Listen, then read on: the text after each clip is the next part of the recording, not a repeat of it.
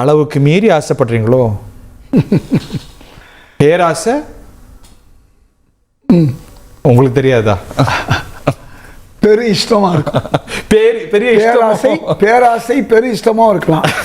ஆசைப்படுவதில் ஒன்றும் பெரிய விஷயம் இல்லை. பேராசை தேவைப்படுற இடத்துல பண்ணலாம். ஆனால் இது பேராசை அல்ல. அதாவது எல்லாமே நிராசையாக மாறிடக்கூடாது. ஆமாம், வெறும் ஓசையாகவும் நின்றக்கூடாது. அப்போ ஆசைனா என்ன? உங்களுக்கு எந்த அரசியல்வாதியும் துறவி கிடையாது. அரசியல் என்பது துறவரத்துக்கு நேர் எதிரானது. அரசியல்வாதிகள் 2 வகையினர்னு என் நண்பர் வளமுருஜான் அடிக்கடி சொல்வார். 2 வகையினர் அரசியல்வாதிகள். ஒன்று மோசமானவர்கள், மற்றொன்று மிக மோசமானவர்கள். எப்படி அரசியல்வாதிகள்? காங்கிரஸ் எந்த ரகம் சொல்றேன். மோசமானவர்கள், மிக மோசமானவர்கள். அதையெல்லாம் தாண்டி நிக்கணுங்கிறது தான் மகாத்மா காந்தி வழியில வந்த தத்துவார்த்தவாதி. எனக்கு அதை புரிஞ்சுக்கிறதுக்கு கூட அனுபவம் கிடையாது. நான் நேரடியா கேட்கிறேன், அதிகார பகிர்வை கோர்ற இடத்திலையும் பலத்திலையும் காங்கிரஸ் தமிழ்நாட்டில் இன்னைக்கு இருக்கா? அதிகாரம் என்பது இன்றைக்கு எங்கே நீங்கள் எந்த மாநிலங்கள் எடுத்தாலும், எந்த கட்சியாக இருந்தாலும் 3 இடங்கள் வென்றவர்கள், 5 இடங்கள் வென்றவர்கள்லாம் அமைச்சர் பொறுப்பில் இருக்கிறாங்களா இல்லையா? ரொம்ப ரொம்ப சாதாரணமாக.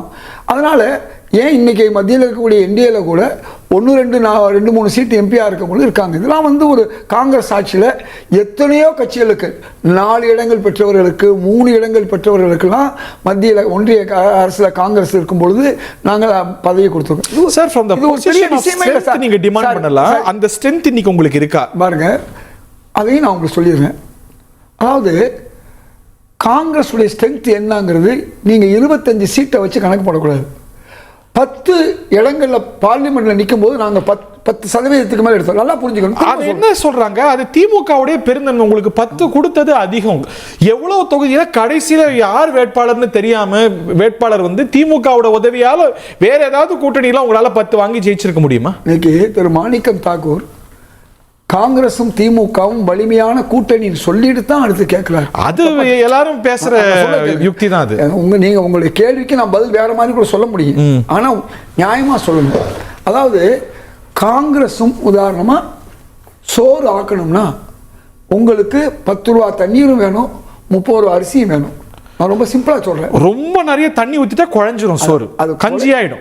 கஞ்சியையும் மக்கள் சாப்பிடுறாங்க, குழஞ்சாலும் சாப்பிடுறாங்க. எது சுவையா இருக்குன்னு பார்க்கணும். எது உப்பு போட்டா பிரியாணி செய்ய ஆரம்பிச்சு கஞ்சி ஆக்கிடக்கூடாது. உப்பு போட்டா எல்லாம் சுவைதான் சார். எங்களுக்கு உப்பாக பல கட்சிகள் கூட இருக்காங்க. எல்லாம் கவலைப்பட வேண்டியதில்லை. திரு விசிகே, திருமாவளவன் இல்ல, எல்லாமே அளவா இருக்கணும். உப்பு நிறைய போட்டாலும் கரிச்சிடும். ஒண்ணு கவலையே பட வேணாம். எங்களை பொறுத்தவரை இன்றைக்கு வலிமையான ஒரு கூட்டணி. இந்த கூட்டணியை தகர்ப்பதற்கு எந்தெந்த வகையில சிலர் முயற்சி செய்ய, யார் வேலை பார்க்கறா? எதிராக உள்ளவங்கலாம் வேலை பார்க்குறாங்க. ஆதரவுன்னு நினைக்க திமுகவுக்கு ஆதரவு அளிக்கக்கூடியவர்கள் காங்கிரஸுக்கு ஆதரவாக இருக்கக்கூடிய சொல்றவங்க கூட எங்க 2 பேருக்கு இதை உருவாக்குறாங்க. நான் சொல்றது எதிர்கட்சிகள் மட்டுமல்ல. வெறுவாயிலையா அவல் போடுறீங்க? நாங்க ஏன் அவல் போடணும்? நாங்க அரசியல் செய்யறோம். அரசியல் பண்ணும்பொழுது இதெல்லாம் எங்களுக்கு இடம் கூட கொடுங்கன்னு நாங்க மட்டும் கேட்கல. திருமாவளவன் அவர்கள் கேட்டார்கள், கம்யூனிஸ்ட் கட்சிகள் கேட்டிருக்கு. ஏன் முஸ்லீம் லீக்கு எங்களுக்கு 15-16 இடம் வேணும்னு கேட்டிருக்கு. உள்ள கேட்பாங்க, வெளியில கேட்பாங்களா? தொடர்ந்து மாத்தி கேட்பாங்களா? உள்ளேயும் கேட்குறாங்க, வெளியும் கேட்குறாங்க. உங்க ஊடகத்தில் வந்ததை தான் நான் சொல்ல வர்றேன். அதனால முடிவு எடுக்கக்கூடிய இடத்துல இருப்பவர்கள் யார்?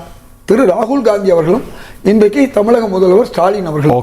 இவங்க 2 பேரும் சேர்ந்து எத்தனை இடம்னு முடிவு பண்ணாலும், அல்லது அமைச்சர்கள் முடிவு பண்ணணும். அதுக்கு முன்னாடி ஏன் இவ்வளவு பேச்சு? கேட்காம எப்படி? அதாவது அழுத உள்ளதான் பால் குடிக்கும், அழுத உள்ளதான் பால் குடிக்கும் சொல்லுவாங்க. கேட்கறது ஒன்றும் தவறு கிடையாது. இந்த நிலைமையை பொறுத்தவரை காங்கிரஸ் திமுக கூட்டணியுடைய வலிமையை குறைப்பதற்கு எல்லாரும் பேசுறாங்க. ஏன் நம்ம திரு அமித்ஷா வந்தாரு, அவர் என்ன சொல்றாரு? ஆட்சிங்கிறாரு. அதாவது கனவு காங்கலாம், பகல் கனவு காங்கலாமா? அமித்ஷா அவர்களை பார்த்தாலோ, திரு மோடி அவர்களை பார்த்தாலோ இன்னைக்கு தமிழக மக்கள் அவங்க மேல என்ன எண்ணத்தை வச்சிருக்காங்க?